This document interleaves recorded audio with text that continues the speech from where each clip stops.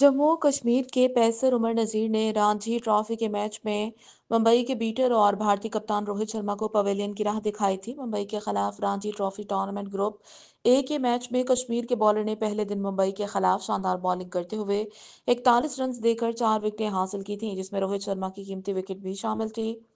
रोहित 2015 के बाद पहली बार ये टूर्नामेंट खेल रहे थे। उमर नजीर ने रोहित शर्मा को आउट करने के हवाले से गुफ्तगू करते हुए कहा कि मेरे जहन में पहला ख्याल यही था कि मैं जश्न नहीं मनाऊंगा, क्योंकि मैं रोहित शर्मा का फैन हूं और मैंने इनकी विकेट लेने के बाद कोई जश्न नहीं मनाया।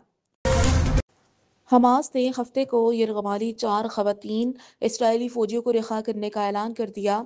हमास ने गजा जंगबंदी मुआहदे के तहत इसराइल के जेर हिरासत 90 फ़लस्तीनी कैदियों के बदले कुल 4 इसराइली खवातीन फौजियों की रिहाई के लिए नाम शाह किए हैं। हमास की मुसल्लह विंग के तर्जुमान अबू बैदा के एक मुख्तसर बयान के मुताबिक सिपाही लैरी अलबाग, करीना एरिफ, अगाम बर्जर, डैनियल गल्बवा और नामा लेवी को हफ्ते के रोज रिहा किया जाएगा।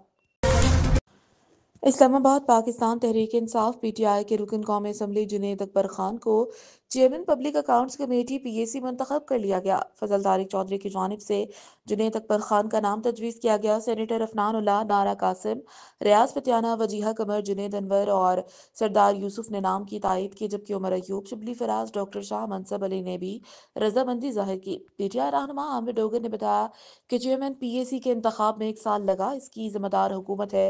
वज़ीर-ए-आज़म शहबाज शरीफ को चेयरमैन बनाया गया तो कोई पैनल नहीं मांगा गया था। क्वेटा हथियार डालकर कौमी धारे में शामिल होने वाले दहशतगर्द कमांडर नजीबुल्लाह के तहलका खेज इंकशाफात सामने आए। तफसीलात के मुताबिक मुख्तलिफ दहशतगर्द तंजीमों को छोड़कर हथियार डालने वाले अहम कमांडर ने न्यूज़ कॉन्फ्रेंस की।